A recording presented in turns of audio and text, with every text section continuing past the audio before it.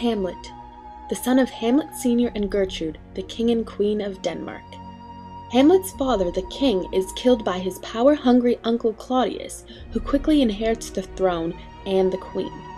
The marriage between the two sparks Hamlet's demise, as he is disgusted by how rapidly his mother remarries.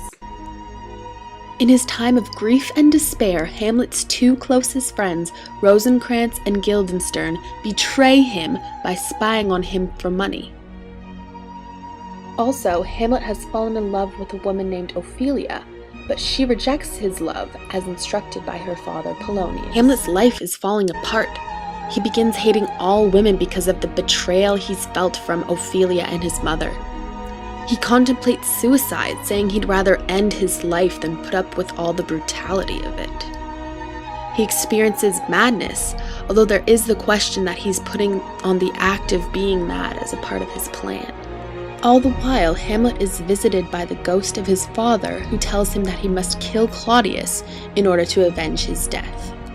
But in the end, Hamlet does kill Claudius in a sword fight, also by forcing him to drink from the cup that Claudius poisoned for Hamlet. Hamlet leads a troubled life of murder, revenge, and betrayal, causing much anger, hatred, grief, despair, and madness. But he does end up a hero by avenging his father's death and getting revenge on those who betrayed him. He also overcomes his fears and taps into his courage to receive moral justice.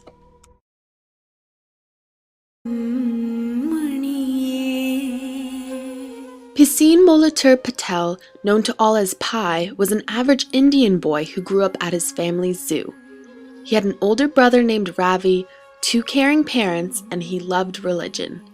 He loved religion so much that he considered himself Hindu, Muslim, and Christian, which most people could not understand.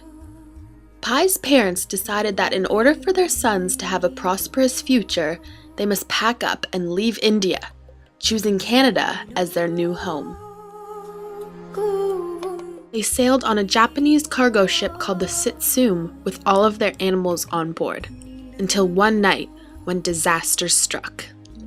An enormous storm with 30-foot waves overtook the ship and sunk it, leaving very few survivors. Pi barely squeaked out alive by jumping onto a lifeboat, while his entire family perished at the bottom of the ocean. To make matters even more complicated, his company on the lifeboat included a zebra, an orangutan, a hyena, and a Bengal tiger. His journey on the boat lasted a total of 227 days at sea, until he finally washed ashore somewhere in rural Mexico. On Pi's journey at sea, he had to overcome his fears and different obstacles by tapping into his inner strengths and coming to terms with his own flaws.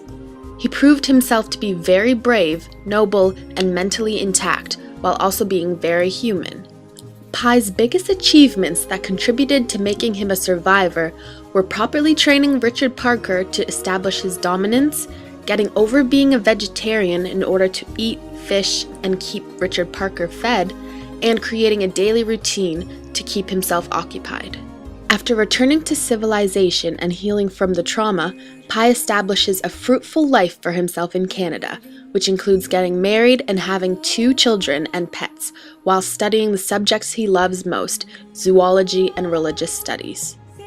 Pi jumped onto the lifeboat a nervous, naive boy, but emerged a strong, noble hero.